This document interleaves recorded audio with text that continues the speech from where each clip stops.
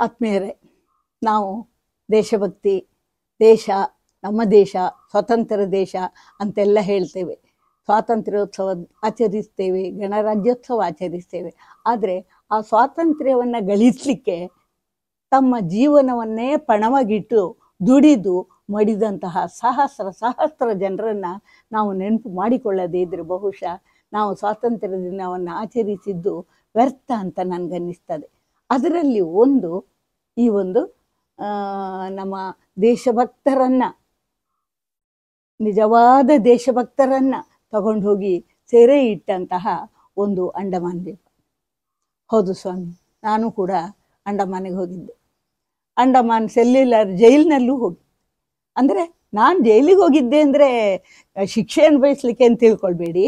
ನಾನು ಹೋಗಿದ್ದು ಭೂಲೋಕದ ಸ್ವರ್ಗ ಅಂತ ಅನ್ನಿಸಿಕೊಳ್ಳುವಂತಹ ಈಗ ಆ ಒಂದು ಅಂಡಮಾನ್ ದ್ವೀಪ. ಆ ಅಂಡಮಾನ್ ದ್ವೀಪದಲ್ಲಿ ಬಹುಶಃ ನೋಡ್ತಾ ಹೋದರೆ ನಮಗೆ ಸಿಗುವಂತಹ ಒಂದೊಂದು ಸ್ಥಳಗಳು ಕೂಡ ನಿಜವಾಗ್ಲೂ ಅತ್ಯದ್ಭುತವಾಗಿದೆ. ಅದಕ್ಕೆ ನನಗೆ ಅಲ್ಲಿಗೆ ಹೋದಾಗ, ನಾನು 2013ರಲ್ಲಿ ಹೋಗಿದ್ದೆ. ಅಲ್ಲಿಗೆ ಹೋದಾಗ ನನಗೆ ಅನ್ನಿಸಿದ್ದಂತ ಹೇಳಿದರೆ, ಆಹಾ, ಅಂಡಮಾನ್ ಎಂತಹ ಅದ್ಭುತ ಅಂತ. ನಿಜಕ್ಕೂ ನೋಡಿದಾಗಲೇ ಏನು ಆ ಒಂದು, ಇವರೇನು ಹೇಳ್ತಾರೆ, ಅಂಡಮಾನ್ ಅಂದರೆ ಒಂದು ದೊಡ್ಡ, ಅಂಡಮಾನ್ ಅಂದರೆ ಶಿಕ್ಷೆ. ಅಂಡಮಾನಿಗೆ ಕಳಿಸೋದು ಅಂದ್ಬಿಟ್ರೆ ಒಂದು ದೊಡ್ಡ ಶಿಕ್ಷೆ ಕೊಟ್ಟಾಗ. ಯಾವಾಗ ನಾವು ಸ್ವಾತಂತ್ರ್ಯ ಪೂರ್ವದಲ್ಲಿ ಎಲ್ಲ ಇತಿಹಾಸವನ್ನು ನೋಡ್ತಾ ಹೋದರೆ ನಮ್ಗೆ ಅನ್ನಿಸ್ತದೆ, ಆ ಒಂದು ಅಂಡಮಾನ್ ಅನ್ನುವಂಥ ಜೈಲು ಯಾಕೆ ಉಂಟಾಯಿತು ಅಂಥೇಳಿ. ಬಹುಶಃ ಆವಾಗ ಒಂದು ಎಲ್ಲ ಮುಖ್ಯವಾಗಿ ನಮ್ಮ ವೀರ ಸಾವರ್ಕರ್ ಇರ್ಬೋದು, ಅಥವಾ ಇನ್ನು ಅನೇಕ ಮಂದಿ ಸಾವಿರ ಜನ ಏನು ಮಾಡ್ತಾಯಿದ್ರು, ಜನರಲ್ಲಿ ಸ್ವಾತಂತ್ರ್ಯದ ಕಿಚ್ಚನ್ನು ಹರಡ್ತಾಯಿದ್ರು. ಅದಕ್ಕೋಸ್ಕರ ಆ ಸ್ವಾತಂತ್ರ್ಯದ ಕಿಚ್ಚನ್ನು ಅಡಗಿಸಬೇಕಾದ್ರೆ ಅವರನ್ನು ಈ ಒಂದು ಭಾರತೀಯ ಪ್ರಜೆಗಳಿಂದ ದೂರ ಇಡಬೇಕು. ಆಗ ಅವರ ಒಂದು ಸ್ವಾತಂತ್ರ್ಯದ ಒಂದು ಇದುಂಟಲ್ಲ, ಬೆಂಕಿ, ಅದು ನಂದಿ ಹೋಗ್ತದೆ ಅಂತ. ಅದಕ್ಕಾಗಿ ಬ್ರಿಟಿಷರು ಆರಿಸಿಕೊಂಡಂಥ ಸ್ಥಳವೇ ಆಗಿನ ಕಾಲದ ಅಂಡಮಾನ್ ಅನ್ನುವಂಥ ದ್ವೀಪ. ಆದ್ಮೇಲೆ ಅಂಡಮಾನ್ ದ್ವೀಪ ಅನ್ನುವಂಥದ್ದು ಅದು ನೋಡ್ತಾ ಇದ್ದರೆ ನಮಗೆ ಬಹುಶಃ 572 ದ್ವೀಪಗಳ ಸಮೂಹ. ಆ 572 ದ್ವೀಪಗಳು ಕೂಡ ಒಂದೇ ಕಡೆ ಇಲ್ಲ, ಎಲ್ಲ ಸಮುದ್ರದ ಅಲ್ಲಲ್ಲಿ ಹರಿದು ಹಂಚಿ ಹೋಗಿದೆ. ಆ ಹಂಚಿ ಹೋದ ಎಲ್ಲವನ್ನು ಒಟ್ಟು ಸೇರಿಸಿ ಅಂಡಮಾನ್ ಮತ್ತು ನಿಕೋಬಾರ್ ಅಂಥೇಳಿ ಏನು ಮಾಡಿದರು, ಒಂದು ಪ್ರದೇಶಗಳನ್ನಾಗಿ ನಿರ್ಣಯ ಮಾಡಿದ್ದಾರೆ. ಈ ಅಂಡಮಾನ್ ಮತ್ತು ನಿಕೋಬಾರ್ನಲ್ಲಿ ನಮಗೆ ನೋಡುವಂತಹ ಸ್ಥಳಗಳು, ಅತ್ಯದ್ಭುತವಾದಂಥ ಸ್ಥಳ ಅಂದರೆ ಮೊಟ್ಟ ಮೊದಲನೇದು ಆ ಒಂದು ಸೆಲ್ಯುಲರ್ ಜೈಲು. ಆ ಸೆಲ್ಯುಲರ್ ಜೈಲ್ ಅಂದರೆ ನಾವೀಗ ಹೋಗುವಾಗ 2013ರಲ್ಲಿ ಹೋಗಿದ್ದು. ಆ 2013ರಲ್ಲಿ ಸ್ಕೌಟ್ ಗೈಡ್ಸಿನ ಒಂದು ತರಬೇತಿ ಟೀಮ್, ನ್ಯಾಷನಲ್ ಟ್ರೈನರ್ಸ್ ಟೀಮ್ ಅಂತ ಉಂಟು. ಆ ನ್ಯಾಷನಲ್ ಟ್ರೈನರ್ಸ್ ಟೀಮ್ ಎಲ್ಲ ನಾವು ಅಲ್ಲಿ ಹೋಗಿ 2013ರಲ್ಲಿ ಒಂದು ಪೋರ್ಟ್ ಬ್ಲೇರ್ ಅಂತಿದೆ. ಆ ಪೋರ್ಟ್ ಬ್ಲೇರ್ ಅನ್ನೋದನ್ನು ಈಗ ವಿಜಯಪುರ ಅಂತ ಕರೀತಾರೆ. ಆ ಒಂದು ಪೋರ್ಟ್ ಬ್ಲೇರ್ನಲ್ಲಿ ನಮ್ಮನ್ನು ಕರ್ಕೊಂಡು ಹೋಗಿ ಬಿಟ್ಟರು ವಿಮಾನದಲ್ಲಿ. ಅಲ್ಲಿ ಹೋಗಿ ಇಳಿದಾಗ ನಮಗೆ ಏನು ಒಂದು ರೀತಿಯ ರೋಮಾಂಚನ ಆಯಿತು ಮೇಲೆ. ಯಾಕೆಂದರೆ ಇದು ಎಂತಹ ಒಂದು ಸ್ಥಳ, ಈ ಒಂದು ನಿಗೂಢವಾದಂತಹ ಅಥವಾ ಎಲ್ಲರಿಂದ ದೂರ ಇರುವಂತಹ ನೀರಿನ ನಡುವೆ ಇರುವಂತಹ ಈ ನಡುಗಡ್ಡೆಯಲ್ಲಿ ಹೇಗೆ ಅಷ್ಟು ಜನರನ್ನು ತಂದು ಇಟ್ಟರು ಅಂತ. ನೋಡಿ, ಯೋಚನೆ ಮಾಡಿ. ಆ ಒಂದು ಬ್ರಿಟಿಷರ ತಲೆಯನ್ನು ನಾವು ನಿಜಕ್ಕೂ ಏನು ಹೇಳ್ಬೋದು, ಒಂದು ದೊಡ್ಡ ವಿಜ್ಞಾನಿಗಳ ಒಂದು ತಲೆ ಅಂತ ಹೇಳ್ಬೋದು. ಯಾಕೆಂದರೆ ಅಲ್ಲಿ 6 ವಿಭಾಗಗಳಿದೆ. ಇದರಲ್ಲಿ ಅಂಡಮಾನ್ನಲ್ಲಿ ಸೆಲ್ಯುಲರ್ ಜೈಲ್ ಅಂದರೆ ಅದು ಒಂದೇ ಕೊಠಡಿಯಲ್ಲ, ನಮ್ಮಲ್ಲಿ ಹಾಗೆ 3 ಅಂತಸ್ತುಗಳು ಇರುವಂತಹ 6 ಕವಲುಗಳು. ಹೇಗೆ ಅಂದರೆ ಒಂದು ಮಧ್ಯದ ಒಂದು ಸರ್ಕಲ್ ಇದ್ದಾಗೆ, ಆ ಸರ್ಕಲ್ಲಿನಲ್ಲಿ ಒಂದು ಭಾಗ ಬಿಡ್ತಾರೆ. ನಮ್ಮ ಸ್ಕೌಟ್ ಗೈಡ್ನಲ್ಲಿ ಹಾರ್ಸ್ ಶೂ ಫಾರ್ಮೇಷನ್ ಅಂತಾರೆ. ಹಾಗೆ ಈ ಒಂದು ಭಾಗ ಬಿಟ್ಟು ಮತ್ತೆಲ್ಲ ಕವಲುಗಳು ಹೋಗಿದೆ. ಈ 6 ಕವಲುಗಳಲ್ಲಿ 3 ಅಂತಸ್ತುಗಳಲ್ಲಿ ಕೈದಿಗಳನ್ನು ಇಡ್ತಾ ಇದ್ರು. ಯಾರು ಕೈದಿಗಳು? ಅವರು ಸ್ವಾತಂತ್ರ್ಯ ವೀರ ಯೋಧರು, ನಿಜಕ್ಕೂ ಸ್ವಾತಂತ್ರ್ಯ ಪ್ರೇಮಿಗಳು, ದೇಶ ಪ್ರೇಮಿಗಳು. ಅವರನ್ನು ದೂರ ಇಡಲಿಕ್ಕೆ ಕಂಡುಕೊಂಡದ್ದು. ಅದು ಕಟ್ಟಿಸಿದ್ಯಾರಿಂದ? ಅದೇ ಒಂದು ಜನರಿಂದ. ಅದಕ್ಕಿಂತ ಮೊದಲು ಅಲ್ಲಿ ಬಿಲ್ಡಿಂಗ್ ಇರಲಿಲ್ಲ. ತಗೊಂಡೋಗಿ ಅವರನ್ನು ಅಲ್ಲಿ ಒಂದು ಕಾಡಿನಲ್ಲಿ ಗವಿಗಳ ಹಾಗಿರುವಂಥದ್ರಲ್ಲಿ ತಗೊಂಡೋಗಿ ಬಿಟ್ಬಿಡ್ತಿದ್ರು. ಅಲ್ಲಿ ಸುಮಾರು ಒಟ್ಟು ಹೇಳಿದ್ನಲ್ಲ ನಾನು 572 ದ್ವೀಪಗಳಿದೆ ಅಂತ. ಅಂಥದ್ರಲ್ಲಿ ಪ್ರಮುಖವಾದದ್ದು ಒಂದು ರೋಸ್ ಐಲ್ಯಾಂಡ್ ಅಂತ, ROSS ರೋಸ್ ಐಲ್ಯಾಂಡ್ ಅಂಥೇಳಿ. ಆ ರೋಸ್ ಐಲ್ಯಾಂಡ್ ಅನ್ನೋದು ಅವರ ಒಂದು ಆಗಿನ ಕಾಲದಲ್ಲಿ ಒಂದು ಅಧಿಕಾರಿಗಳ ಒಂದು ಎಲ್ಲ ಕಚೇರಿಗಳು ಇದ್ದಂಥ ಸ್ಥಳ ಆಗಿತ್ತು. ಅಲ್ಲಿ ಇವಾಗಲೂ ಕೂಡ ನಮಗೆ ನೋಡಲಿಕ್ಕೆ ಬೇಕಾದಷ್ಟು ಆಸ್ಪತ್ರೆ, ಚರ್ಚ್, ಆಮೇಲೆ ಎಲ್ಲ ಸಣ್ಣ ಸಣ್ಣ ಎಲ್ಲ ಬಿದ್ದೋಗಿದೆ ಅಂದರೆ ಎಲ್ಲವೂ ಅವನತಿಯ ಹಂತದಲ್ಲಿದೆ. ಅದರ ಮೇಲೆಲ್ಲ ಬಿಲ್ಡಿಂಗ್ ಆಗ ಇದ್ದದ್ರ ಒಂದು ಕುರುಹಾಗಿ ಗೋಡೆಗಳಿದೆ. ಆ ಗೋಡೆಗಳಲ್ಲೆಲ್ಲ ಆಲದ ಮರಗಳ ಬೇರುಗಳು ಹರಡಿಕೊಂಡಿದೆ. ಅಂತಹ ಒಂದು ಅದು ನೋಡುವಾಗಲೇ ನಮ್ಗೆ ಅನಿಸ್ತದೆ ಎಷ್ಟು ಕಷ್ಟಪಟ್ಟು ಕಟ್ಟಿರ್ಬೇಕು ಅವರು ಅಂತ. ಅಲ್ಲಿ ತಗೊಂಡಾಗ ಹಾಕಿದ್ರು, ಮೊದಲು ತಗೊಂಡಾಗ ಅಲ್ಲಿ ಸುಮ್ಮನೆ ಬಿಟ್ಟದ್ದು, ಆಮೇಲೆ ಸಣ್ಣ ಸಣ್ಣ ಬಿಲ್ಡಿಂಗ್ ಮಾಡಿದ್ದು, ಆಮೇಲೆ ಅಲ್ಲಿದ್ದ ಅದೇ ನಮ್ಮ ಭಾರತೀಯ ಸ್ವಾತಂತ್ರ್ಯ ಹೋರಾಟಗಾರರನ್ನ ಬಳಸಿಕೊಂಡು ಈ ಒಂದು ಸೆಲ್ಯುಲರ್ ಜೈಲನ್ನು ಕಟ್ಟಿದ್ರು. ಆ ಸೆಲ್ಯುಲರ್ ಜೈಲು ಆಗ ಯಾವ ರೀತಿ ಹೇಳಿದ್ನಲ್ಲ ನಾನು, ಮಧ್ಯದಲ್ಲಿ ಒಂದು ಭಾಗದಲ್ಲಿ ಅವರ ಕಚೇರಿ, ಯಾರದ್ದು, ನಮ್ಮ ಅಧಿಕಾರಿಗಳದ್ದು. ಅವನು ಇಡೀ 6 ಕಡೆಯಿಂದ ಬರುವಂತಹ ಎಲ್ಲ ಕೊಠಡಿಗಳ ಮೇಲೂ ಅವನಿಗೆ ನೋಡ್ಲಿಕ್ಕಾಗ್ತದೆ. ನೋಡ್ಲಿಕ್ಕಾಗೋದು ಮಾತ್ರ ಅಲ್ಲ, ಅವನು ನೋಡ್ಬೋದು, ಅವ್ರಿಗೆ ನೋಡ್ಲಿಕ್ಕಾಗೋದಿಲ್ಲ. ಅಂತಹ ವ್ಯವಸ್ಥೆನಲ್ಲಿ ಮಾಡಿದ್ದಾರೆ. ಎಲ್ಲ ಕೊಠಡಿಗಳಿದೆ, ಕೊಠಡಿಗಳೆಲ್ಲ ಒಂದಕ್ಕೆ ಒಂದು ಎದುರಾಗಿದೆ. ಆ ಎದುರು ಬದುರಿರುವ ಕೊಠಡಿಗಳಲ್ಲಿ ಮಧ್ಯಕ್ಕೆ ಗೋಡೆ. ಆ ಕಡೆ ಇದ್ದವ್ರಿಗೆ ಈ ಕಡೆಯವ್ರು ಕಾಣೋದಿಲ್ಲ, ಈ ಕಡೆ ಇದ್ದವ್ರಿಗೆ ಆ ಕಡೆಯವ್ರು ಕಾಣೋದಿಲ್ಲ. ಏಕೆಂದರೆ ಮುಖ ನೋಡಿಯಾದರೂ ಸನ್ನೆ ಮಾಡಿಯಾದರೂ ಅವರು ಸ್ವಾತಂತ್ರ್ಯ ಜ್ಯೋತಿಯನ್ನು ಇನ್ನೂ ಹರಡ್ತಾರೆ, ಕಿಚ್ಚು ಹರಡ್ತಾರೆ ಅನ್ನೋ ಆ ಒಂದು ಉದ್ದೇಶದಿಂದ ಆ ಥರ ಮಾಡಿದ್ರು. ಸರಿ, ಅಂತಹ ಒಂದು ಕಟ್ಟಡಕ್ಕೆ ನಾವು ಹೋದೆವು. ಹೋಗಿ ಕಾಲಿಟ್ಟ ಕೂಡಲೇ ನಮಗೆ ಆ ಜೈಲಿನ ಒಂದು ದೊಡ್ಡ ಕಮಾನಿದೆ. ಆ ದೊಡ್ಡ ಕಮಾನಿನ ಒಳಗೆ ನಾವು ಹೋಗಬೇಕು. ಒಳಗೆ ಹೋಗುವಾಗ ಅಲ್ಲಿ ಮರ ಎಲ್ಲ ಇದೆ, ಒಂದು ದೊಡ್ಡ ಪೀಠದ ಹಾಗೆ. ಆ ಪೀಠದ ಬುಡದಲ್ಲಿ ಬೇಕಾದಷ್ಟೆಲ್ಲ ಒಂದು ದೊಡ್ಡ ಮೈದಾನ ಅದು. ಆ ಮೈದಾನದಲ್ಲಿ ಒಂದು ಇದುಂಟು, ಥಿಯೇಟರ್ ಅಲ್ಲ, ಒಂದು ಕುರ್ಚಿಗಳನ್ನು ಮಾತ್ರ ಹಾಕಿದ್ದಾರೆ. ಕುರ್ಚಿಗಳನ್ನು ಮಾತ್ರ ಹಾಕಿ ಆ ಮೈದಾನದಲ್ಲಿ ಇಡೀ ಇತಿಹಾಸವನ್ನು ಸಾರುವಂತಹ ಬೆಳಕು ಮತ್ತು ಧ್ವನಿಯ ಒಂದು ವ್ಯವಸ್ಥೆ ಮಾಡಿದ್ದಾರೆ. ನಾವು ಹೋದ ಕೂಡಲೇ ಆ ಮರದ ಬುಡದಲ್ಲಿ ಹೋಗಿ ನಿಂತವರಿಗೆ ನಮಗೆ ಅಯ್ಯೋ ಇದೇನಿದು ಅದ್ಭುತ ಅಂತ ಅನಿಸ್ತು. ಸರಿ, ಅಲ್ಲಿಂದ ಮತ್ತೆ ನಮ್ಮನ್ನು ಎಲ್ಲ ಕರೆದುಕೊಂಡೋದ್ರು. ಕರೆದುಕೊಂಡು ಹೋಗಿ ಎಲ್ಲ ರೂಮ್ಗಳು ಎಲ್ಲದಕ್ಕೂ ಕರ್ಕೊಂಡೋಗಿ ಮೇಲೂ ಕೂಡ ಕರ್ಕೊಂಡು ಹೋಗಿ ನಾವೆಲ್ಲ ನೋಡ್ತಾ ಇದ್ದಾಗ ನಮ್ಗೆ ಏನು ಅನ್ನಿಸ್ತು, ಆ ಒಂದು ಸೆಲ್ಯುಲರ್ ಜೈಲ್ ಇದೆಯಲ್ಲ, ಅದು ಬಹುಶಃ ಎಲ್ಲ ನಮ್ಮ ಭಾರತೀಯರ ತ್ಯಾಗ ಬಲಿದಾನದ ಒಂದು ಪ್ರತೀಕ ಆಗಿ ಅದು ನಿಂತ್ಕೊಂಡಿದೆ. ಆಗ ಜೈಲ್ ಅಂತ ಅನಿಸ್ಕೊಂಡದ್ದು, ಈಗ ಅದನ್ನು ಸೆಲ್ಯುಲರ್ ಜೈಲ್ ಅಂತ ಹೇಳೋದಿಲ್ಲ, ಸ್ಮಾರಕ ಅಂತ ಹೇಳ್ತಿದ್ದಾರೆ.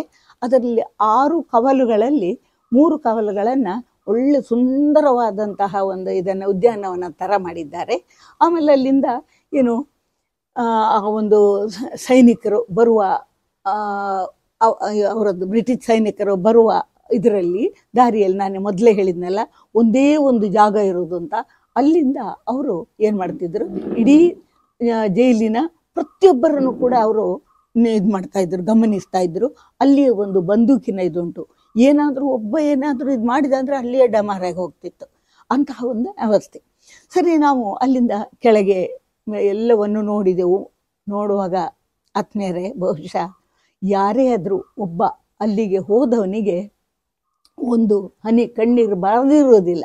ಯಾಕೆಂದರೆ ನಾವು ಅಲ್ಲಿ ಹೋದಾಗ ನಮ್ಮ ನೇತಾಜಿ ಸುಭಾಷ್ ಚಂದ್ರ ಬೋಸ್ ಇದ್ದರು. ಅಲ್ಲಿ ಫಸ್ಟಿಗೆ ಅವರು ಅಲ್ಲಿ ಧ್ವಜನ ಆರೋಹಣ ಮಾಡಿದರಂತೆ.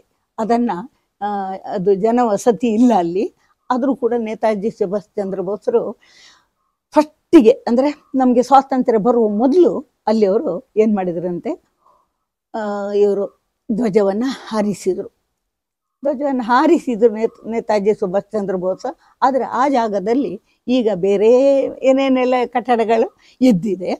ಇಲ್ಲಿ ನಾವು ಕಂಡಂತಹ ಒಂದು ಇದಂತ ಹೇಳಿದರೆ, ನಮ್ಮ ಅನುಭವದಲ್ಲಿ ಬಂದದ್ದು ಅಂತ ಹೇಳಿದರೆ, ಈ ಕೈದಿಗಳಿಗೆ ಅವರು ಯಾವ ರೀತಿ ಇದು ಮಾಡಿದ್ದಾರಲ್ಲ ಕಟ್ಟಡ, ಆ ಕಟ್ಟಡ ಕೆಳಗಡೆ ನಾವು ಮೇಲೆ ಹೋದಾಗ ನೋಡಿದ್ದು ಎಲ್ಲ ಕೈದಿಗಳಿಗಿದ್ದಂಥ ರೂಮ್ಗಳನ್ನು. ಆ ರೂಮ್ಗಳಲ್ಲಿ ಮುಖ್ಯವಾಗಿ ಏನು ಮಾಡ್ತಿದ್ರು, ಎಲ್ಲದಕ್ಕೂ ಒಂದೇ ಬಾಗಿಲು ಹೋಗಲಿಕ್ಕೆ, ಬೇರೆ ಏನೂ ಇಲ್ಲ. ಕಿಟಕಿ ಬೇರೆ ಯಾವುದು ದ್ವಾರಗಳು ಏನೂ ಇಲ್ಲ. ಆ ಒಂದೇ ದ್ವಾರದಲ್ಲಿ ಕಬ್ಬಿಣದ ಗೇಟುಗಳನ್ನ ಹಾಕಿ ಏನು ಮಾಡ್ತಿದ್ರು, ನಾವೀಗ ಶಟರ್ಸ್ ಅಂತೇವಲ್ಲ ಇದರಲ್ಲಿ ಅಂಗಡಿಗಳಲ್ಲೆಲ್ಲ ಹಾಕ್ತಾರಲ್ಲ ಅಂಥದ್ದು. ಎಲ್ಲರಿಗೂ ಒಂದೊಂದೇ ಕಬ್ಬಿಣದ ಗೇಟುಗಳು, ಒಳಗೆ ಹೋಗ್ಲಿಕ್ಕೆ ಬರಲಿಕ್ಕೆ, ಬಾಗಿಲು ತೆಗಿಲಿಕ್ಕೆ. ಏಕೆಂದರೆ ಕೆಲಸ ಮಾಡಿಸ್ಲಿಕ್ಕೆ ಕರ್ಕೊಂಡು ಬರ್ತಿದ್ರು ಕೆಳಗೆ ಅವರಿಗೆ. ಆದರೆ ನಮ್ಮ ವೀರ ಸಾವರ್ಕರ್ಗೆ ಮಾತ್ರ ಅವರ ರೂಮಿಗೆ ಒಂದು ರೂಮಿನಿಂದ ಹೋಗಿ ಮತ್ತೊಂದು ರೂಮಿಗೆ ಹೋಗಬೇಕು. ಆ ಒಂದು ರೂಮಿನಲ್ಲಿ ಒಂದು ಗೇಟ್ ಆದರೆ ಅಲ್ಲಿಂದ ಮುಂದೆ ಹೋಗೋಕೆ ಮತ್ತೊಂದು ಗೇಟ್, ಕಬ್ಬಿಣದ ಗೇಟ್. ಅಲ್ಲಿಂದ ಮುಂದೆ ಹೋದರೆ ಅವರು ವೀರ ಸಾವರ್ಕರ್ ಅವರು ಅನುಭವಿಸಿದ ನೋವಿನ ಸಂಪೂರ್ಣ ಚಿತ್ರ ಆ ಗೋಡೆಗಳಲ್ಲಿದೆ. ಅವರು ತಮ್ಮ ರಕ್ತದಿಂದ ಅಲ್ಲಿ ಬರೀತಾ ಇದ್ದರಂತೆ. ಬರೀಲಿಕ್ಕೆ ಬೇರೆ ಏನೂ ಇಲ್ಲ, ಏನು ಸಿಗ್ತಿರ್ಲಿಲ್ಲ. ಆದ್ದರಿಂದ ಅವರು, ನಿಮ್ಗೆ ಗೊತ್ತುಂಟಲ್ಲ ಕೈದಿಗಳನ್ನು ಯಾವ ರೀತಿ ನಡ್ಸ್ಕೊಳ್ತಾರೆ ಅಂತ, ಅಲ್ಲಿ ಅವರು ರಕ್ತದಿಂದ ಬರೆದ ತೋರಿಸ್ತಾರೆ ಇದನ್ನೆಲ್ಲ, ಚಿಹ್ನೆಗಳನ್ನೆಲ್ಲ. ಈಗೆಲ್ಲ ಅದು ಇದಾಗಿ ಹೋಗಿದೆ, ಅದನ್ನು ಉಜ್ಜಿ ತೆಗಿಲಿಲ್ಲ, ಉಳಿಸಿದ್ದಾರೆ. ಅದೇ ರೀತಿಯಲ್ಲಿದೆ ಅವರ ಮಾತುಗಳು, ಅವರು ಹೇಳಿದ ಮಾತುಗಳು ಎಲ್ಲ. ಅಂತಹ ಒಂದು ಅವಸ್ಥೆಯಲ್ಲಿ ಅವರಿಗೆ. ಆಮೇಲೆ ಅವರಿಗೆ ಊಟ ತಿಂಡಿ ಹೇಗೆ ಕೊಡ್ತಾ ಇದ್ರು, ಒಂದು ದೊಡ್ಡ ಒಂದು ಮಡಿಕೆ ಥರದ್ದೊಂದು, ಅದರಲ್ಲಿ ಹಾಕಿ ತಟ್ಟೆಯಲ್ಲಿ ಊಟ ಹಾಕಿ ಅವರ ಕೋಣೆ ಒಳಗೆ ಹೀಗೆ ತಳ್ಳಿಬಿಡೋದು. ಅವರು ಅದನ್ನು ತಿನ್ನಬೇಕು. ಮತ್ತೇನಾದರೂ ಫಸ್ಟ್ ಮೂತ್ರ ವಿಸರ್ಜನೆಗೆ ಅಥವಾ ಮಲ ವಿಸರ್ಜನೆಗೆ ಹೋಗಬೇಕಾದ್ರೆ ದಿನದಲ್ಲಿ ಒಂದು ಸರಿ ಮಾತ್ರ ಬಿಡ್ತಾ ಇದ್ದರಂತೆ. ಆ ಒಂದು ಸರಿ ಬಿಟ್ಟಾಗ ಹೋಗಿ ಮಾಡಬೇಕು ಪಾಪ. ಇಲ್ಲ ಅಲ್ಲಿ ಏನಾದರೂ ಬಂದರೆ, ರಾತ್ರಿ ಏನಾದರೂ ಆದರೆ ಎಲ್ಲ ಅಲ್ಲಿಯೇ ಅದರಲ್ಲೇ ಅವರು ಮಲಗಬೇಕು. ಎಂತಹ ಒಂದು ಅಸಹನೀಯವಾದಂತಹ ಒಂದು ಪರಿಸ್ಥಿತಿಯನ್ನು ಅವರು ಆ ಶಿಕ್ಷೆಯನ್ನು ಆ ಜೈಲಿನಲ್ಲಿ ಅನುಭವಿಸಿರ್ಬೋದು ಅಂಥೇಳಿ ಮನಸ್ಸಿಗೆ ನೋವಾಗ್ತದೆ ಆತ್ಮೀಯರೇ. ನಾವು ಮತ್ತೆ ಅಲ್ಲಿ ತಡಿಲಿಕ್ಕಾಗಲಿಲ್ಲ ನನಗೆ ವೀರ ಸಾವರ್ಕರ್ ಅವರ ಒಂದು ಆ ರೂಮಿನಿಂದ ಹೊರಗೆ ಬರುವಾಗ ನನಗೆ ಎಂತಹ ಒಂದು ಇದು ಆಯಿತು ಅಂತ ಹೇಳಿದರೆ, ಮಹಾನುಭಾವ ಅವರ ಒಂದು ಜೀವನ ಯಾವ ರೀತಿ ಕೊನೆಗೊಳ್ತಲ್ಲ ಅಂಥೇಳಿ ನೊಂದುಕೊಂಡು ನಾವು ಕೆಳಗೆ ಬಂದೆವು. ಆಮೇಲೆ ಕೆಳಗೆ ಬಂದ ಮೇಲೆ ಅಲ್ಲಿ ಅದೇ ದಿನ ರಾತ್ರಿ ಏನು ಮಾಡಿದರು, ನಾನು ಹೇಳಿದ್ನಲ್ಲ ಸೌಂಡ್ ಮತ್ತು ಮ್ಯೂಸಿಕ್ ಮತ್ತು ಲೈಟ್ ಎರಡರ ಒಂದು ಇದನ್ನು ಹಾಕ್ತಾರೆ. ಅದಕ್ಕೆ ಹೋಗೋ ಮೊದಲು ನಮಗೆಲ್ಲ ತೋರಿಸ್ತಾರೆ. ಅಲ್ಲಿ ಎಲ್ಲ ಬೇಕಾದಷ್ಟು ಅವರು ನೇಣಿಗೆ ಹಾಕ್ತಾ ಇದ್ದಂತಹ ಒಂದು ನೇಣನ್ನು ನೇತು ಹಾಕಿದ್ದಾರೆ. ಆಮೇಲೆ ಬಾರುಕೋಲುಗಳು, ಉದ್ದುದ್ದದ ಒಂದು ಚಡಿ ಹೇಳ್ತೇವಲ್ಲ ನಾವು, ಕುದುರೆ ಓಡಿಸ್ಲಿಕ್ಕೆ ಬಾರುಕೋಲು ಇಟ್ಕೊಂಡ್ರು ಅಂತ, ಅಂತಹ ಬಾರುಕೋಲುಗಳಿಂದ ಅವರಿಗೆ ಹೊಡಿತಾ ಇದ್ದಂತಹ ಆ ಬಾರುಕೋಲುಗಳು. ಆಮೇಲೆ ಅವರು ಗಾಣವನ್ನು ಅವರೇ ಇದು ಮಾಡಬೇಕು, ಅವರೇ ಗಾಣವನ್ನು ತಿರುಗಿಸಿ ತೆಂಗಿನಕಾಯಿಯಿಂದ ಎಣ್ಣೆ ತೆಗಿಬೇಕು. ಹೋಗಲಿ, ತೆಂಗಿನಕಾಯಿ ಆದರೂ ಎಲ್ಲಿಂದ ಅವರಿಗೆ? ಅಲ್ಲಿ ತೆಂಗಿನಕಾಯಿ ಕೊಡ್ತಿದ್ರು, ಅದನ್ನು ಸಿಪ್ಪೆಯನ್ನು ಅವರು ಸುಲಿಬೇಕು. ಸಿಪ್ಪೆ ಸುಲಿದು ಕೈಯಲ್ಲಿ ಸಿಪ್ಪೆ ಸುಲಿಬೇಕು. ನೋಡಿ ಯೋಚನೆ ಮಾಡಿ ಎಷ್ಟು ಕಷ್ಟಪಟ್ಟಿರ್ಬೋದಂತ. ಸಿಪ್ಪೆ ಸುಲಿದು ಮತ್ತು ಅದನ್ನು ಒಡೆದು ಅದರ ಕಾಯಿಯನ್ನು ಗಾಣಕ್ಕೆ ಹಾಕಿ ಎಣ್ಣೆ ತೆಗಿಬೇಕಿತ್ತು. ಒಂದು ವೇಳೆ ಯಾರಾದರೂ ಅವಿಧೇಯರಾಗಿ ವರ್ತಿಸಿದರೆ ಆ ಬಾರ್ಕೋಲಿನಿಂದ ಹೊಡಿತಿದ್ರು. ಮತ್ತು ಕೆಲವರನ್ನು ಏನು ಮಾಡ್ತಿದ್ರು, ಆ ನೇಣುಗಂಬಕ್ಕೆ ಮತ್ತು ಒಂದಲ್ಲಿ ಈ ಥರ ಒಂದು ಕ್ರಾಸ್ ಥರ ಇದೆ, ಕ್ರಾಸ್ ಅಲ್ಲ, ಗುಣಾಕಾರದ ಚಿಹ್ನೆಯಲ್ಲಿ ಒಂದು ಕಂಬ ನೆಟ್ಟಿದ್ದಾರೆ. ಆ ಕಂಬದಲ್ಲಿ ಅವರ ಕೈಯನ್ನು ಎರಡನ್ನು ಹೀಗೆ ಕಟ್ಟುವುದು, ಕಾಲನ್ನು ಎರಡನ್ನು ಕಟ್ಟುವುದು, ಅವರಿಗೆ ಚಡಿಯೇಟಿನಿಂದ ಇಟ್ಕೊಡೋದು. ಅಂತಹ ಶಿಕ್ಷೆಯನ್ನು ಅವರಿಗೆ ಅನುಭವಿಸ್ತದೆ. ದೇಹದಿಂದ ರಕ್ತ ಸುರಿದು ಹೋದರೂ ಕೂಡ ಬ್ರಿಟಿಷರಿಗೆ ಕರುಣೆ ಬರ್ತಿರ್ಲಿಲ್ವಂತೆ. ನಮ್ಮಲ್ಲಿ ಕೆಲವರೆಲ್ಲ ಅಲ್ಲಿ ಹೋದವರು ಆ ಕುಣಿಕೆ ಇದೆಯಲ್ಲ, ಆ ಕುಣಿಕೆಯನ್ನು ತಮ್ಮ ಕುತ್ತಿಗೆಗೆ ಹಾಕ್ಕೊಂಡು ಸ್ಟೈಲ್ ಮಾಡಿ ಫೋಟೋ ತಗೊಳ್ತಿದ್ರು. ನನಗನ್ನಿಸ್ತು ಎಂತಹ ಕೃತಜ್ಞರು ನಾವು. ಅಂತಹ ಮಹಾತ್ಮರು ಗಲ್ಲಿಗೇರಿದಂಥ ಆ ಕುಣಿಕೆ 3 ಉಂಟು, ಅಲ್ಲಿ 3 ಕುಣಿಕೆಗಳಿದೆ. ಆ ಕುಣಿಕೆಯಲ್ಲಿ ಇವರು ಫೋಟೋ ತೆಕ್ಕೊಳ್ತಿದ್ದಾರಲ್ಲ ಅಂಥೇಳಿ, ಅಂದರೆ ನಮ್ಮ ಮನಸ್ಸು ಎಷ್ಟು ಒಂದು ರೀತಿಯ ವಿಕೃತವಾಗಿರುತ್ತೆ ನೋಡಿ, ಯೋಚನೆ ಮಾಡಿ. ಸರಿ ಆಯಿತು. ಆಮೇಲೆ ಅಲ್ಲಿಂದ ನಮ್ಮನ್ನು ನಾನು ಹೇಳಿದ ಹಾಗೆ ಆ ಒಂದು ಮೈದಾನಕ್ಕೆ ಕರ್ಕೊಂಡೋದ್ರು. ಎಲ್ಲ ಕುರ್ಚಿಗಳು, ಲೈನ್ ಕುರ್ಚಿಗಳು, ಸುಮಾರು 5,000 ಜನ ಕೂತ್ಕೊಳ್ಳೋಷ್ಟು ದೊಡ್ಡದುಂಟು. ನಾವು ಒಂದು 120 ಮಂದಿ ಮಾತ್ರ ಹೋಗಿದ್ದು. ನಾವೆಲ್ಲ ಕೂತ್ಕೊಂಡು ಕೂಡಲೇ ಶುರುವಾಯಿತು ಇದ್ಯಾವುದು, ಮ್ಯೂಸಿಕ್ ಮತ್ತು ಸೌಂಡ್ ಮತ್ತು ಲೈಟ್. ಅವರು ಲೈಟ್ ಹಾಕ್ತಾರೆ. ಲೈಟ್ ಹಾಕಿ ಈ ಕಡೆ ಯಾವ ರೀತಿ ಎಲ್ಲೆಲ್ಲಿ ಆಯಿತು, ಏನೇನಾಯಿತು ಅಂತೆಲ್ಲ ಒಂದೊಂದು ಕಡೆಗೂ ಲೈಟ್ ಹಾಕ್ತಾರೆ. ಆ ವೀರ ಸಾವರ್ಕರ್ ರೂಮಿಗೆ ಲೈಟ್ ಹಾಕುವಾಗ ಅವರ ಮಾತುಗಳನ್ನು ಹಾಕ್ತಾರೆ. ಅವರು ಕಡೆಗೆ ಅಲ್ಲಿ ಆಡಿದ ಮಾತುಗಳನ್ನು ಅದನ್ನು ಕೇಳುವಾಗ ಎಷ್ಟೇ ಒಂದು ನಿಷ್ಕರುಣಿ ಅಂತ ಅನಿಸಿದ್ರು ಅವನ ಕಣ್ಣಿನಿಂದ ಬಳ ಬಳ ನೀರು ಬರಲೇಬೇಕಾಗ್ತದೆ. ಅಂತಹ ಒಂದು ದೃಶ್ಯ ಆ ಒಂದು ಇದರಲ್ಲಿ ನಮಗೆ ಇದು ಮುಗಿದು ಯಾವುದು ದೃಶ್ಯ ಮತ್ತು ಬೆಳಕಿನ ಒಂದು ಮುಗಿದ ಮೇಲೆ ವಾಪಸ್ ಬರುವಾಗ ಎಲ್ಲರೂ ಹತ್ತಿದ್ದೇವೆ. ನಾವು 120 ಜನರು ಮತ್ತು ನಮ್ಮೊಟ್ಟಿಗಿದ್ದಂತಹ ಶಿಕ್ಷಕರು ಒಂದು 10 ಜನ ಟ್ರೈನರ್ಸ್ ಇದ್ದರು. ಎಲ್ಲರೂ ಕಣ್ಣೀರು ಹಾಕ್ಕೊಂಡು ಬಂದಿದ್ದೆವು. ಆಗ ನಮಗೆ ವೀರ ಸಾವರ್ಕರ್ ಮತ್ತು ಅವರೊಂದಿಗೆ ಸತ್ತವರು ಎಲ್ಲರ ಬಗೆಗೆ ನಮಗೆ ಬಹಳಷ್ಟು ಇದಾಯಿತು. ಅವರನ್ನು ಬಹುಶಃ ಕೊಂದಿದ್ದರೆ ನಮ್ಗೆ ಬೇಜಾರಾಗ್ತಿರ್ಲಿಲ್ಲ. ಆದರೆ ವೀರ ಸಾವರ್ಕರ್ಗೆ ಕೊಟ್ಟ ಚಿತ್ರಹಿಂಸೆ ಇದೆಯಲ್ಲ, ಅದು ಯಾವತ್ತೂ ಕೂಡ ಮರೆಯಲಿಕ್ಕಾಗೋದಿಲ್ಲ. ಕೊಂದರೆ ಒಂದೇ ಸರಿ ಜೀವ ಹೋಗ್ತದೆ, ಆದರೆ ಇಂತಹ ಚಿತ್ರಹಿಂಸೆಯಿಂದ ಅವರು ಗಳಿಗೆಗೂ ನರಳು ಹಾಗಾಗ್ತದೆ. ಆಮೇಲೆ ಅಲ್ಲಿ ನಮ್ಮ ನಾನು ಆಗ ಹೇಳಿದ್ನಲ್ಲ ರೋಸ್ ಐಲ್ಯಾಂಡ್ ಅಂತ, ಅಲ್ಲಿ ಒಂದು ಇದುಂಟು, ಏನು ದೊಡ್ಡ ಅರಮನೆಯೇ ಅದು, ಆದರೆ ಎಲ್ಲ ಬಿದ್ದು ಹೋಗಿದೆ. ಆ ಎದುರುಗಡೆ ದ್ವಾರ ಇದೆ, 4 ಕಂಬಗಳ ಒಂದು ಚೌಕ ಮತ್ತು ಮೇಲ್ಗಡೆ ಒಂದು ಗೋಪುರ ಇದೆ. ಆ ಗೋಪುರದಲ್ಲಿ ಒಂದು ಹುಕ್ಕಿದೆ.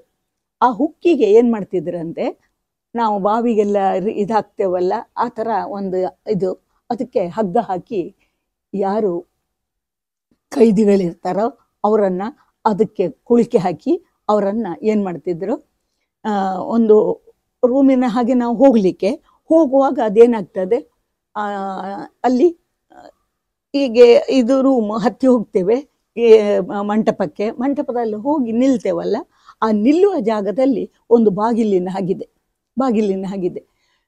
ಅವ್ರು ಏನು ಮಾಡ್ತಿದ್ರಂತೆ, ಆ ಕೈದಿಗಳನ್ನು ಮೇಲಿನಿಂದ ಕೊಳಿಕೆ ಹಾಕಿ ಕೆಳಗೆ ಬಿಟ್ಟು ಅದನ್ನು ಗೇಟನ್ನು ಎಳೀತಿದ್ರಂತೆ. ಆ ಬಾಗಿಲು ತೆಗೆದು ಕೂಡಲೇ ಅವರು ಕೆಳಗೆ ಸಮುದ್ರಕ್ಕೆ ಬೀಳ್ತಿದ್ರು.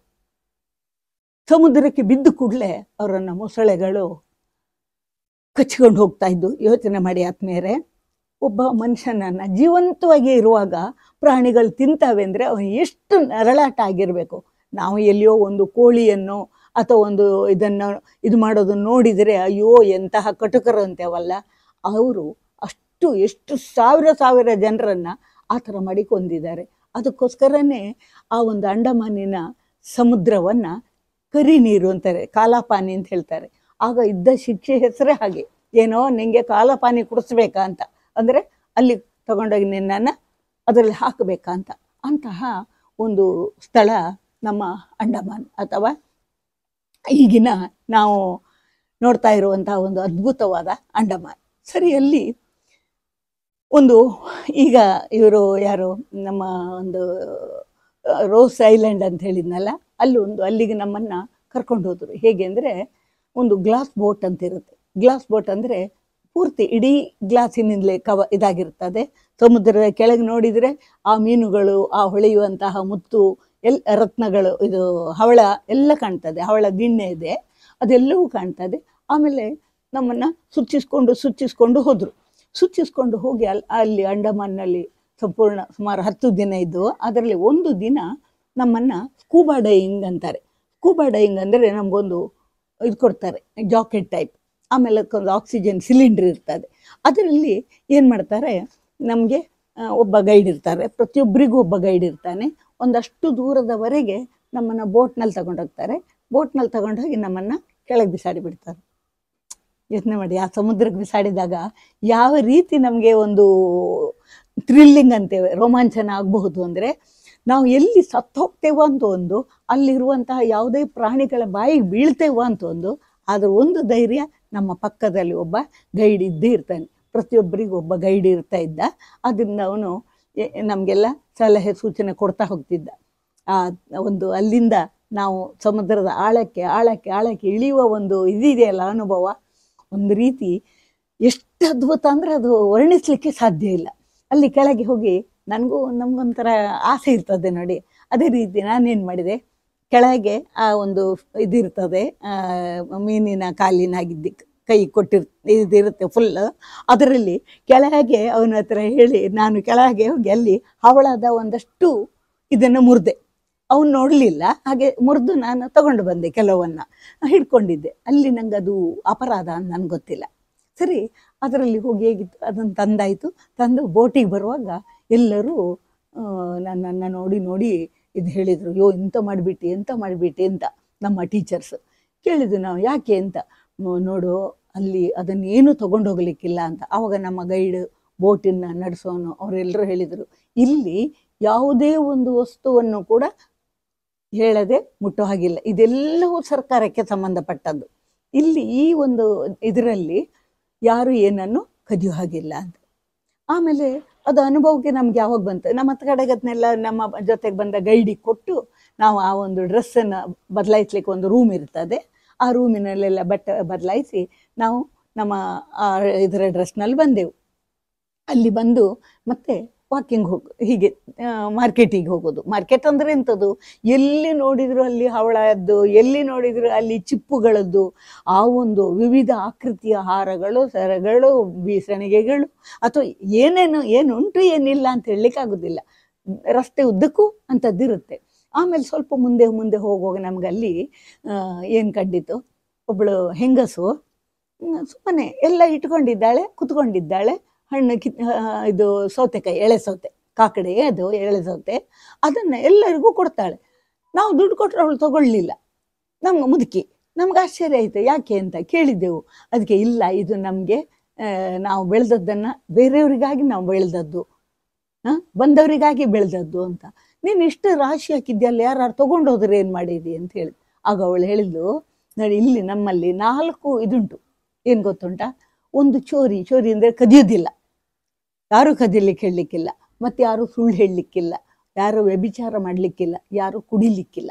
ನೋಡಿ ಯೋಚನೆ ಮಾಡಿ, ನಾವು ಹೇಳ್ತೇವೆ ಅಲ್ಲಿ ಹೋಗಿ ಎಲ್ಲ, ಈಗ ಗೋವಾದಲ್ಲಿ ಹೋಗಿ ಬಾಟ್ಲಿ ತೊಗೊಂಡು ಬರೋದು ಅಂತ ಹೇಳ್ತೇವಲ್ಲ, ಹಾಗೆಯೇ ಅಲ್ಲಿ ಹೋದವ್ರು ಕುಡಿತಾರೆ, ಖಂಡಿತ ಸುಳ್ಳು. ಅಲ್ಲಿದ್ದವರು ಯಾರು ಕುಡಿಯೋದಿಲ್ಲ, ಅವರು ಮದ್ಯವ್ಯಸನಿಗಳಲ್ಲ. ಮತ್ತು ಇಲ್ಲಿಂದ ಹೋದವರು ಏನು ಮಾಡ್ಲಿಕ್ಕಾಗ್ತದೆ, ಇವರು ಮೋಜು ಮಾಡ್ಲಿಕ್ಕೆ ಹೋಗೋರು ಬೇಕಾದಷ್ಟು ಜನ ಇರ್ತಾರಲ್ಲ, ಅಂಥವರೆಲ್ಲ ಕುಡಿದಿರ್ಬೋದು. ಅಲ್ಲಿಂದ ಮತ್ತೆ ಅವತ್ತು ಆಯಿತು, ಅವತ್ತು ರಾತ್ರಿ ಎಲ್ಲ ನಮ್ಮ ಅನುಭವಗಳು ಹೇಳಿಕೊಂಡೆವು. ಮರುದಿನ ನಮ್ಮನ್ನೆಲ್ಲ ಮತ್ತು ಪುನಃ ಇದರಲ್ಲಿ ಯಾವುದು ಗ್ಲಾಸ್ ಬೋಟಿನಲ್ಲಿ ಕರ್ಕೊಂಡೋದ್ರು. ಸುತ್ತಿಸಿದ್ರು, ಎಲ್ಲ ದ್ವೀಪಗಳನ್ನು ತೋರಿಸಿದ್ರು. ನಮಗೆ ಅಲ್ಲಿ ಹೋದಾಗ ಆ ಒಂದು ದ್ವೀಪಗಳಲ್ಲೆಲ್ಲ ಏನೋ ಇದಿರುತ್ತಲ್ಲ ನೋಡಲಿಕ್ಕೆ, ನಮಗೆ ಹೇಳಿದ್ನಲ್ಲ ನಾನು ಆಗಲೇ, ಬೇಕಾದಷ್ಟು ಇದೆ ಅಂತ. ಅಲ್ಲಿ ಒಂದು ದ್ವೀಪ ಬಹಳ ಬಹಳ ಚೆನ್ನಾಗಿದೆ. ಅದು ನಮ್ಮ ಪೋರ್ಟ್ ಬ್ಲೇರ್ನಿಂದ, ವಿಮಾನ ನಿಲ್ದಾಣದಿಂದ ನಾವು ಬೋಟ್ ತಗೊಂಡು, ಅಂದರೆ ಸಣ್ಣ ಹಡಗು, ಅದು ಸಣ್ಣ ಹಡಗಿನಲ್ಲಿ ನಾವು ಹೋಗ್ತಾ ಇದ್ದರೆ ಅದನ್ನು ಏನು ಮಾಡ್ತದೆ, ಸೀರಾ ಕರ್ಕೊಂಡು ಹೋಗ್ತಾರೆ ಇಲ್ಲಿಗೆ. ಅಲ್ಲಿ ಬಹಳ ಒಂದು ಅದ್ಭುತವಾದಂಥ ಒಂದು ಸನ್ಸೆಟ್ ಪ್ಲೇಸ್ ಉಂಟು. ಅಲ್ಲಿ ಸನ್ಸೆಟ್ ಪ್ಲೇಸ್ ಅದೇ, ಸನ್ರೈಸ್ ಪ್ಲೇಸ್ ಅದೇ. ಎಷ್ಟು ಅದ್ಭುತ ಅಂತ ಹೇಳಿದರೆ, ಬೆಳಿಗ್ಗೆ ಹೋಗಿದ್ದೆವು ನಾವು, ಅಲ್ಲಿ ನೋಡುವಾಗ ಅದ್ಭುತವಾದಂತಹ ಒಂದು ಸೂರ್ಯೋದಯ ಅಂತ ಅನ್ನಿಸ್ತು. ಆಮೇಲೆ ಪುನಃ ಸಂಜೆ ಅದನ್ನು ತಿರುಗಿಕೊಂಡು ಅಲ್ಲಿಗೆ ಬರುವಾಗ ಮತ್ತೆ ನಮಗೆ ತುಂಬ ಖುಷಿಯಾಯಿತು. ಅಂತಹ ಒಂದು ಇದನ್ನು ನೋಡುವಾಗ ನಮಗೆ ಒಂದು ನೆನಪಾಯಿತು. ಆ ಒಂದು ಇದರಲ್ಲಿ ಒಂದು ದ್ವೀಪ, ರೋಸ್ ಹೇಳಿದೆ ಅಲ್ಲ ಆಗಲೇ ನಾನು, ರೋಸ್ ಐಲ್ಯಾಂಡ್ ಅಂತ. ಅಲ್ಲಿ ಯಾರು ಹೋಗುವುದಿಲ್ಲ, ಜನವಸತಿ ಇಲ್ಲ. ಅಲ್ಲಿ ಇದ್ದಾರೆ, ಕೇವಲ 14 ಜನ ಇದ್ದಾರಂತೆ. 14 ಜನ ಆದಿವಾಸಿಗಳು, ಅವರು ಬಟ್ಟೆ ಹಾಕೋದಿಲ್ಲ. ಇತ್ತೀಚೆಗೆ ಅವರು ಒಂದು ಇದರದ್ದು ಎಲೆಗಳಿಂದ ಎಲ್ಲ ಅವರು ಇದು ಹಾಕ್ಕೊಳ್ತಾರೆ, ಧರಿಸ್ತಾರೆ. ನಾವು ಹೇಳ್ತಾ ಇದ್ರು ಎಲ್ಲರೂ ನಮಗೆ, ಹೋಗ್ಬಿಡಿ ಅಲ್ಲಿ ಆ ಸೈಡಿಗೆ ನಮ್ಮ ಬೋಟ್ನಲ್ಲಿದ್ದವರಿಗೆ ಹೇಳ್ತಾ ಇದ್ರು, ಯಾರು ಫೋಟೋ ತೆಗಿಬೇಡಿ, ಯಾರು ಆ ಕಡೆ ಇದು ಮಾಡಬೇಡಿ ಅಂತ. ನಾವು ಬಿಡ್ತದ ಕುತೂಹಲ, ಅವ್ರನ್ನ ನೋಡುವಾಗ ನಾವೇನು ಮಾಡಿದ್ದು, ನಮ್ಮ ಬಟ್ಟೆಯನ್ನು ಹೀಗೆಲ್ಲ ಮುಸ್ಕ ಹಾಕಿಕೊಂಡು ಅದರ ಮಧ್ಯದಿಂದ ಕೆಲವು ಫೋಟೋಗಳನ್ನು ತೆಗೆದೆವು. ಅವರು ಆಗ ನಮಗೇನು ಮಾಡಲಿಲ್ಲ ಪುಣ್ಯಕ್ಕೆ. ಯಾಕೆ ಅಂತ ಹೇಳಿದರೆ, ಇತ್ತೀಚೆಗೆ ಒಬ್ಬಳು ಹೋಗಿ ಅವಳನ್ನು ನೋಡಿ, ಅಲ್ಲಿ ಭೇಟಿ ಮಾಡಿದವಳನ್ನು ಹೇಗೆ ಅವರು ಕೊಂದು ಹಾಕಿದರು. ಅವರ ಕಣೆ ಬಾಣ ಅದು ಎಲ್ಲಿಂದ ಬರ್ತದೆ ಗೊತ್ತಾಗೋದಿಲ್ಲ. ನಾವು ನೋಡ್ತಾ ಇದ್ದಂತೆಯೇ ಅವರು ಶಿಕಾರಿ ಮಾಡೋದು ಹಾಗೆ, ಮೀನುಗಳ ಶಿಕಾರಿ ಮಾಡ್ತಾರೆ. ಎಲ್ಲೋ ಇರ್ತಾರೆ, ಕಾಡಿನ ಮರದ ಮಧ್ಯದಲ್ಲಿ ಇರ್ತಾರೆ. ಅಲ್ಲಿಂದ ಒಂದು ಬಿಲ್ಲು ಹಿಡಿದು ಬಾಣವನ್ನು ಕಳಿಸ್ತಾರೆ. ಆ ಬಾಣ ಬಂದು ಮೀನನ್ನು ಚುಚ್ಚಿ ಆಮೇಲೆ ಅವರು ಬಂದು ಅದನ್ನು ತಗೊಂಡು ಹೋಗ್ತಾರೆ. ಈ ಥರ ಅವರು ಫಿಶಿಂಗ್, ಮೀನು ಇದು ಮಾಡೋದು. ಅವ್ರು ಯಾರಿಗೂ ಕಾಣಿಸ್ಕೊಳ್ಳೋದಿಲ್ಲ, ಅಪರೂಪದಲ್ಲಿ ನಮ್ಗೆ ಕಾಣಿಸ್ಕೊಳ್ತಾರೆ. ಅದು ಹೇಳ್ತಾರೆ, ನೀವು ಅದರ ಹತ್ರ ಹೋಗಬೇಡಿ ಅಂತ, ರೋಸ್ ಇದೆ ಐಲ್ಯಾಂಡ್ ಹತ್ರ ಸ್ವಲ್ಪ ಮಾತ್ರ, ಬೇರೆ ಕಡೆ ಎಲ್ಲ ಹೋಗ್ಬೋದು ನಾವು ಹೇಳಿದ್ನಲ್ಲ, ಆಗ ಹೇಳಿದಲ್ಲಿ ಹೋಗ್ಬೋದು, ಆ ಒಂದು ಚರ್ಚ್ ಎಲ್ಲ ಇದ್ದಲ್ಲಿ. ಇಲ್ಲಿಗೆ ಮಾತ್ರ ಯಾರಿಗೂ ಹೋಗ್ಲಿಕ್ಕಿಲ್ಲ. ಅಂತಹ ಒಂದು ಪ್ಲೇಸ್ನಲ್ಲಿ ಆ ಜನರನ್ನು ನೋಡುವಾಗ ನಂಗೆ ಆಶ್ಚರ್ಯ ಆಯಿತು. ಮತ್ತು ಅವರ ಅಧಿಕಾರಿಗಳೆಲ್ಲ ಹೇಳಿದರು, ಅವರನ್ನು ನೋಡ್ಕೊಳ್ಳಿಕ್ಕೆ 28 ಜನ ಇದ್ದಾರೆ ನೋಡಿ. ಅಲ್ಲಿರೋದು 14 ಜನ, ಅವರನ್ನು ನೋಡ್ಕೊಳ್ಳಿಕ್ಕೆ 28 ಜನ ಇದ್ದಾರಂತೆ. ಡಾಕ್ಟ್ರ್, ಆಮೇಲೆ ಒಬ್ಬರು ಶಿಕ್ಷಕರು. ಆ ಶಿಕ್ಷಕರನ್ನು ಕೂಡ ಅವರು ಎಷ್ಟು ಚಿತ್ರಹಿಂಸೆ ಕೊಟ್ಟಿದ್ದಾರಂತೆ, ಹೋಗಲಿಕ್ಕೆ ಬಿಡದೆ ಎಲ್ಲ. ಆದರೆ ಅವರು ತಾಳ್ಮೆಯಿಂದ ಅಲ್ಲಿ ಹೋಗಿ ಅವರಿಗೆಲ್ಲ ಬಟ್ಟೆ ಹಾಕ್ಕೊಳ್ಳುವಂಥದ್ದು ಮತ್ತು ಇದು ಮಾಡುವಂಥದ್ದು ಅದೆಲ್ಲವನ್ನು ಕಲಿಸ್ತಾ ಇದ್ದಾರೆ. ಆರೋಗ್ಯಕ್ಕೆ ಅವರಿಗೆ ಇದು ಕೊಡ್ತಾ ಇದ್ದಾರೆ. ಅಂತಹ ಒಂದು ಅದ್ಭುತವಾದ, ನಾವೇನು ಹೇಳ್ತೇವಲ್ಲ ಆದಿಮಾನವರು ಅಂತ, ಅಂತಹವರನ್ನು ಅಲ್ಲಿ ನಮಗೆ ನೋಡಲಿಕ್ಕೆ ಸಾಧ್ಯ ಆಗ್ತದೆ. ಸರಿ, ಅಲ್ಲಿಂದ ನಾವು ಹೊರಟು ಇನ್ನೆಲ್ಲಿಗೆ ಹೋಗಬೇಕು ಅಂತ ಯೋಚನೆ ಮಾಡುವಷ್ಟರಲ್ಲಿ ನಮಗೆ ಸಿಕ್ಕಿದಂಥ ಮತ್ತೊಂದು ಪ್ಲೇಸ್ ಅಂದರೆ ಅದು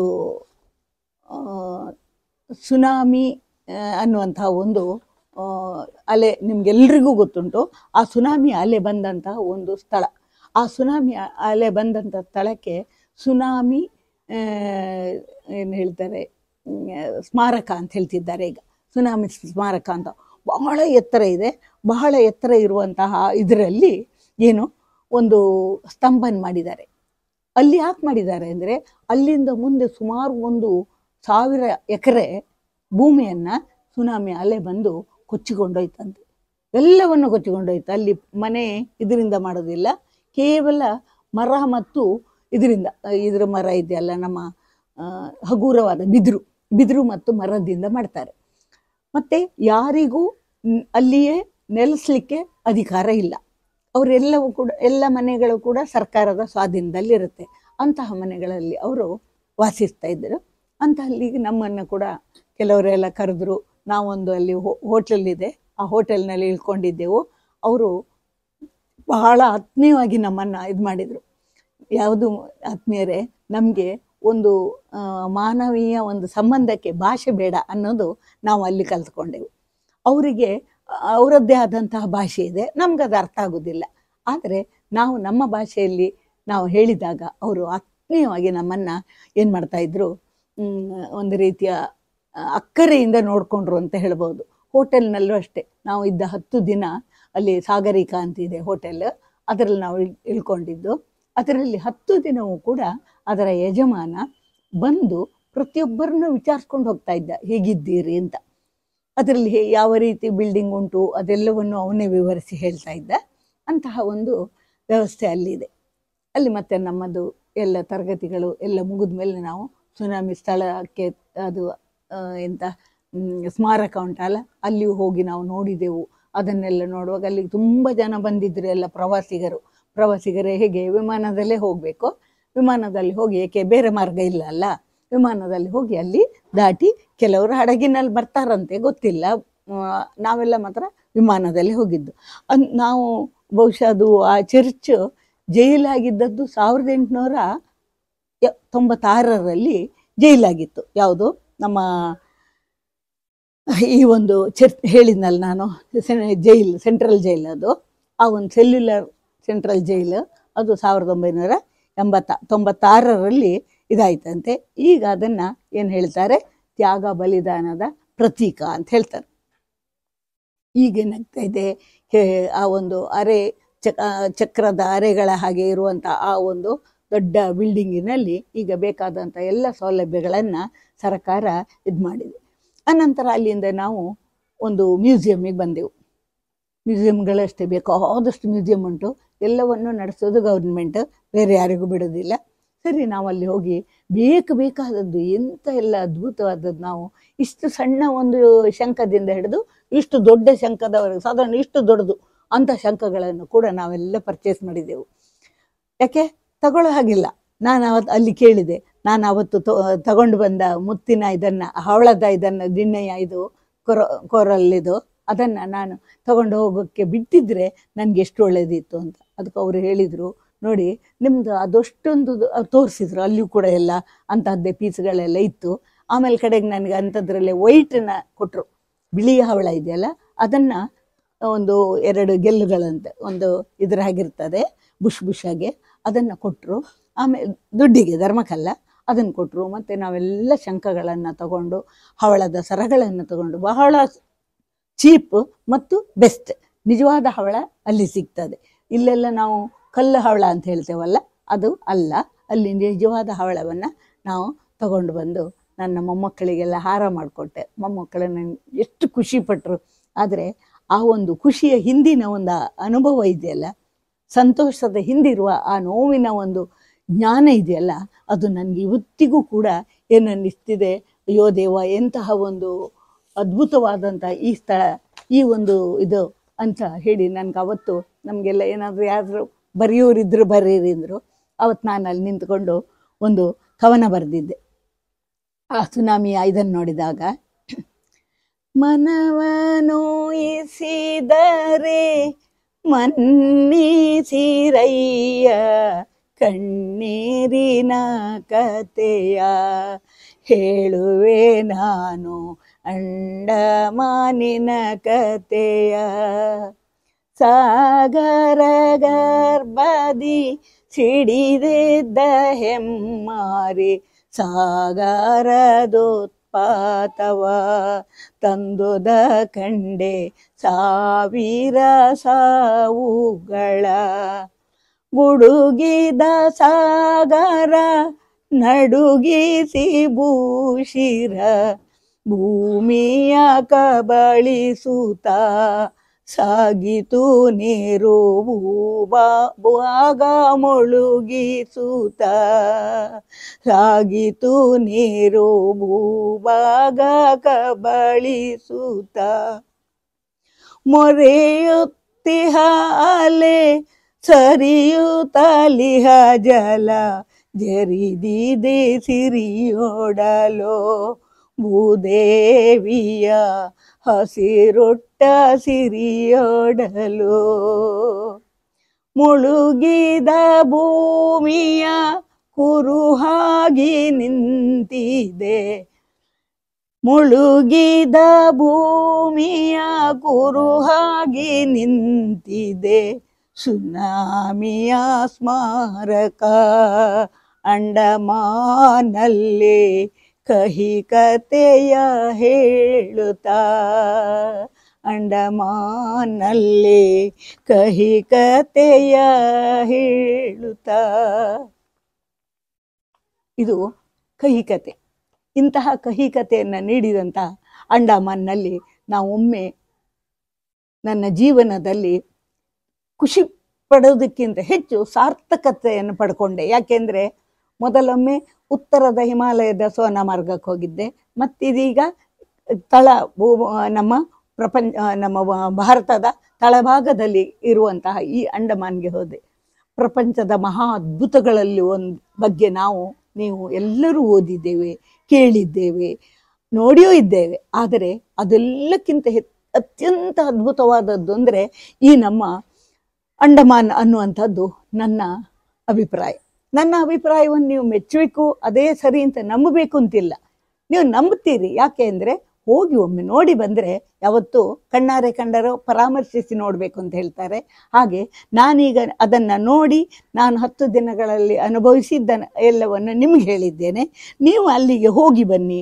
ಅಲ್ಲಿ ಹೋಗಿ ಅದು ನೋಡಿ ಅದರ ಒಂದು ಸೌಂದರ್ಯ, ಒಂದು ಆ ಸಮುದ್ರದ ಒಂದು ನೀಲಿಯ ಸಮುದ್ರ, ಅದನ್ನು ಕಪ್ಪು ಅಂತ ಹೇಳಿದರೆ ಬಣ್ಣ, ಬಹುಶಃ ಅದು ಸುತ್ತಮುತ್ತ ಇರುವ ಭೂಮಿಯ ಆಕಾಶದ ಇದರಿಂದ ಅದು ಕಪ್ಪು ಕಾಣ್ತದೆ ಹೊರತು ನಿಜವಾಗ್ಲೂ ಕಪ್ಪು ಅಲ್ಲ ಅದು ಸಮುದ್ರ. ಆ ಸಮುದ್ರದ ಒಂದು ಅದ್ಭುತವಾದಂತಹ ಅನುಭವವನ್ನು ಪಡೆಯಿರಿ.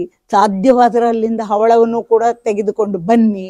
ನೀವು ಖಂಡಿತ ಹೋಗ್ತೀರಿ. ದೇಶಭಕ್ತರಾದರೆ, ನಮ್ಮ ಭಾರತದ ದೇಶದ ಮೇಲಿನ ಅಭಿಮಾನ ಇದ್ದರೆ, ಭಾರತ ದೇಶಕ್ಕೆ ಸ್ವಾತಂತ್ರ್ಯ ಕೊಡಿಸಿದ ವೀರ ಸಾವರ್ಕರ್ ಅವರ ಮೇಲೆ ಅಭಿಮಾನ ಇದ್ದರೆ ಖಂಡಿತ ಒಮ್ಮೆ ಹೋಗಿ ಬನ್ನಿ ಅಂಥೇಳಿ ನಿಮ್ಮನ್ನು ಕೈ ಮುಗಿದು ಕೇಳಿಕೊಳ್ತೀನಿ. ಧನ್ಯವಾದಗಳು. ಕೇಳಿದ್ದಕ್ಕೆ ವಂದನೆಗಳು.